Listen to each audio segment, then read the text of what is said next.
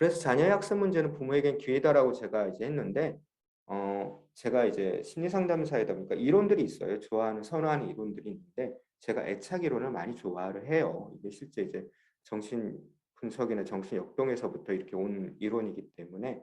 근데 이제 애착하시면 많이 들어보셨을 거예요. 일단 부모 자녀의 애착은 상당히 중요해요. 이 애착이라는 것, 정서적인 친밀함, 그다음 부모가 세상에서 내 편이다라는 이 진짜 깊은 신뢰감. 자녀에게 있어서 부모는 내 편이야. 내가 힘들 땐 의존할 수 있는 대상이야가 깊이 있는 아이일수록 자존감이 높아요. 그래서 자녀의 학습 문제가 드러났을 때는 어찌 보면 부모님에겐 기회일 수 있거든요. 자녀와 더 애착 관계를 형성할 수 있는. 그러면 부모님이 좀 태도나 이런 것들이 준비가 되셔야겠지요. 부모로서 어떻게 아이를 대해야 될지, 이 힘들어하는 아이를 어떻게 대하는 게 아이하고 애착 관계를 재형성하든지 아니면 더 발달시킬 수 있는 기회로 가져갈 수 있는지, 아니면 자녀 학습 문제를 이렇게 안 되면 더 애착의 어떤 문제를 일으킬 수 있거든요. 학습 문제가. 그래서 좀 부모님들이 많이 주의가 필요하실 것 같습니다. 특히 학습 문제가 일어났을 때는. 그래서 한번 좀 보시면 좋을 것 같고요. 마음의 힘이 성공을 이끈다 두 번째 챕터를 이제 이렇게 이끌어갔는데, 결국 부모님들의 어떤 삶의 경험들이 자녀를 양육할 때 그 경험에 기반한 어떤 삶에 대한 뭐 가치관, 좀 더 얘기하면 신념, 이런 것들이 있으실 거예요. 그럼에도 불구하고 자녀를 키울 때 가장 그러면 자녀한테 주어야 될 게 뭘까? 부모님들도 이때까지 살아보시면서 힘들었던 경험들 가운데 그걸 이겨냈던 게 결국 무엇이었을까? 돈은 아니었을 거예요. 물론 돈이 뭐 돈의 어떤 경제적인 지원을 받아서 넘어갔던 문제들도 있었겠지만 대부분의 삶의 많은 문제는 결국 대인관계 문제이거나 어떤 자신의 심리적인 문제와 맞닥뜨렸을 때 이걸 어떻게 내가 극복했는지가 결국 지금의 부모님의 삶을 만드셨을 겁니다. 그러면 자녀한테도 결국은 주어야 될 게 가장 필요한 거는 마음의 힘이에요. 아이들이 마음의 힘만 굳건하게 있다라면 물론 이제 학습적으로 성취하는 거는 중요하고요. 꼭 학습적으로 성취한 거 이상의 이 아이들이 이제 100세까지 살아갈 때 이 마음의 힘이 없다라면 이 아이들이 100세까지 과연 계속 성공적인 삶을 살 수 있을까? 생존할 수 있을까? 물음표예요. 현대 4차 산업혁명 시대라고 하는 이 변화가 너무 극심한 시대에는 스트레스가 너무 높거든요. 이걸 살아가기 위한 아이들의 마음의 힘은 상당히 중요하다고 봅니다. 그래서 부모님들 한번 생각해 보세요. 물론 학습 중요해요.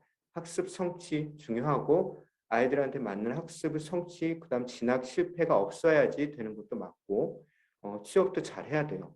이게 심리적인 어려움을 일으키는 문제들이기 때문에 잘 받쳐주시면서 꼭 체크해 보세요. 아이들의 마음의 힘이 어떤가. 이제 한 10분 정도 남아서 좀 Q&A까지 넘어가려면 좀 진행을 해볼게요. 좀 서둘러서. 부모님들이 가끔 이런 얘기 많이 하실 거예요. 많이 들어보셨을 거고, 야, 네가 마음 먹게 달렸지.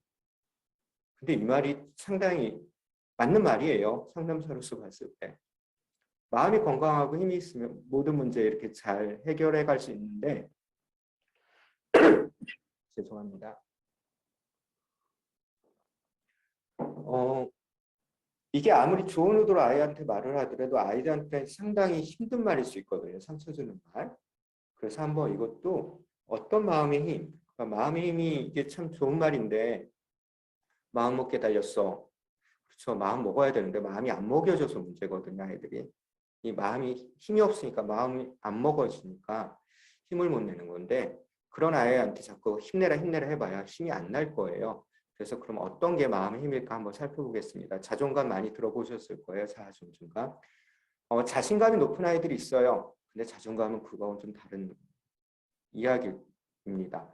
자신감은 내가 뭐 할 수 있어 막 뻥치거나 막 진짜 과대하게 막 드러내는 거 마치 연극하듯이 드러낼 수 있는 게 자신감이라면 자존감은 있는 그대로의 자기 자신에 대한 것이에요. 그러니까 존재 가치라는 표현을 쓰기도 하고요. 자기 자신에 대해서 자기가 얼마나 긍정적이고 가치 있게 생각하느냐인데 이건 부모님이 넌 아무리 넌 사랑해. 너는 진짜 잘하고 있어라고 말을 해도 의미가 없어요. 그냥 본인이 본인을 평가하는 거에 따라 달라지기 때문에.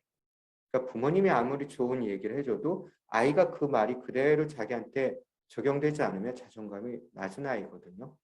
그래서 자존감은 자기 자신을 평가하는 건데 이 자존감은 그래서 자존감이 높은 사람은 항상 실패는 성공의 어머니다라는 이 교훈대로 삶을 살아갈 수가 있어요. 그렇게 실패에 대한 두려움이 없어요. 근데 자신감이 큰 사람들은 실패하면 무너져요. 그것만 목표로 했기 때문에. 그래서 자존감이 일단 마음의 힘의 첫 번째로 이제 말씀을 드리고요. 회복 탄력성이라는 거는 마치 이제 어려운 상황 가운데 이게 극복한 힘이거든요. 다시 일어서는 힘. 근데 이제 회복 탄력성도 이제 자존감하고도 연결되는 힘이긴 한데, 이게 마치 회복 탄력성이 낮은 아이들은 뭔가 스트레스 사건이 일어나면 무너지는 경우가 너무 많아요.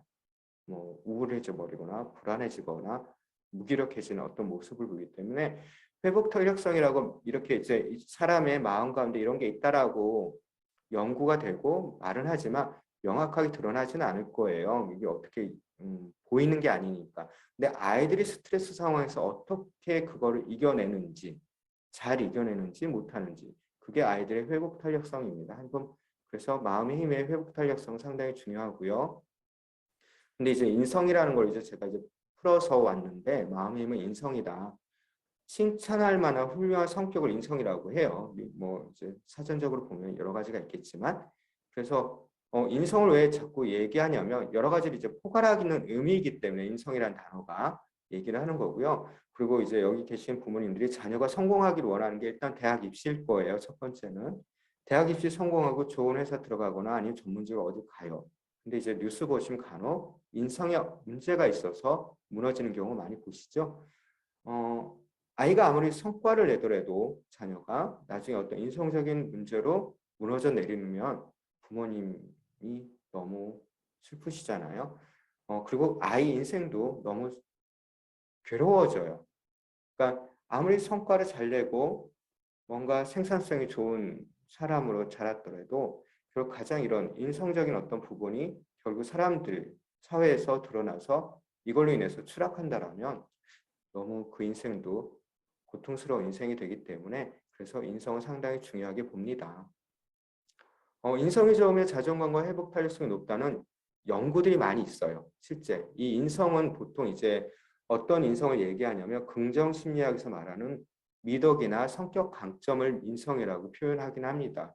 그래서 이 인성이 좋으면 자존감과 회복 탄력성이 높다라는 연구가 많으니까 부모님들이 인성이라는 거를 너무 뭐 도덕적으로 이렇게 보실 게 아니라 좀 아이들의 그 충분히 좋은 사람들이 칭찬할 만한 뭐 어쩌면 그냥 쉽게 말하면 좋은 성격, 좀 성숙한 성격으로 갈 수 있게끔 도와주시는 건 상당히 필요하고요. 실제 대학 입시에서도 인성은 중요한 선발 기준이라고 최영득 원장님이 예전부터 말씀하셨어요. 특히 의대 입시에서는. 그래서 중요합니다.